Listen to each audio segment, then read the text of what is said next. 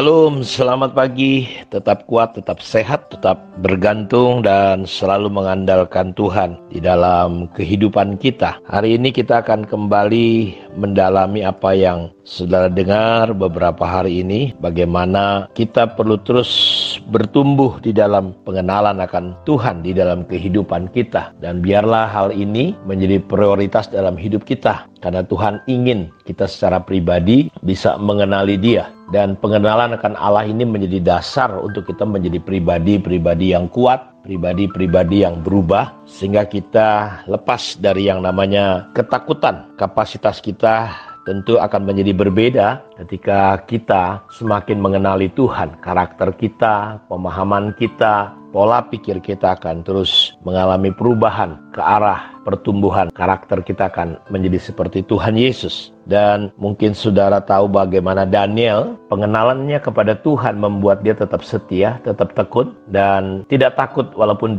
terancam akan dilemparkan ke gua singa. Dia tetap melakukan apa yang harusnya dilakukan sebagai seorang anak Tuhan, seorang yang beribadah kepada Tuhan. Tentu kita bisa melihat bagaimana akhirnya raja yang tidak mengenal Allah memerintahkan untuk seluruh orang boleh takut kepada Allahnya Daniel. Saya berdoa biar kita memiliki pertumbuhan seperti Daniel, pengenalan seperti Daniel kepada Allahnya, sehingga kita menjadi pribadi-pribadi yang bisa berdampak seperti Daniel. Seperti yang saya katakan berulang-ulang bahwa di depan kita akan menghadapi pembukaan materai, peniupan 7 sangkakala dan 7 bokor yang akan dicurahkan ke atas seluruh dunia. Karena itu kalau saya ingin aja kita kembali membaca dari Wahyu pasal 9 ayat 1 mulai, sangkakala yang kelima. Lalu malaikat yang kelima meniup sangkakalanya, dan aku melihat sebuah bintang yang jatuh dari langit ke atas bumi, dan kepadanya diberikan anak kunci lubang jurang maut. Maka dibukanyalah pintu lubang jurang maut itu, lalu naiklah asap dari lubang itu bagaikan asap tanur besar, dan matahari dan angkasa menjadi gelap oleh asap lubang itu. Dan dari asap itu berkeluaran belalang-belalang ke atas bumi, dan kepada mereka diberi kuasa sama seperti kuasa kalajengking di bumi. Dan kepada mereka dipesankan supaya mereka jangan merusakkan rumput-rumput di bumi atau tumbuh-tumbuhan ataupun pohon-pohon, melainkan hanya manusia yang tidak memakai meterai Allah di dahinya. Dan mereka diperkenankan bukan untuk membunuh manusia, melainkan hanya untuk menyiksa mereka 5 bulan lamanya. Dan siksaan itu seperti siksaan kalajengking apabila ia menyengat manusia, dan pada masa itu orang akan mencari maut,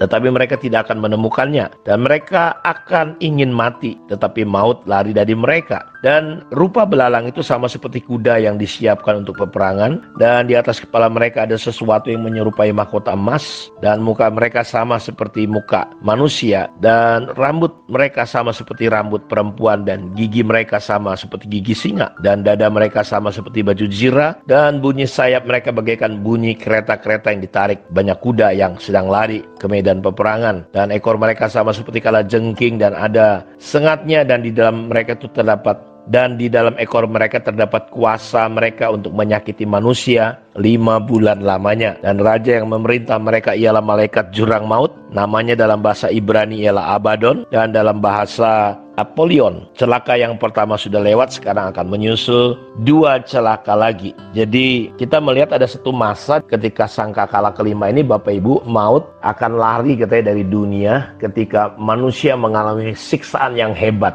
yang berat. Makanya Tuhan Yesus berkata, kalau waktunya tidak dipersingkat, orang-orang percaya sekalipun tidak tahan menghadapi situasi-situasi yang akan terjadi di dunia ini. Jadi dia menubuatkan bahwa akan ada banyak orang murtad, kasih kebanyakan orang menjadi tawar.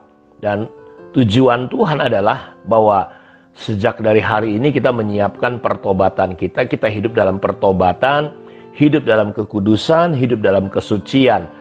Jaga hati dan pikiran kita untuk kita mulai benar di hadapan Tuhan, berada di dalam rel kebenaran firman Tuhan.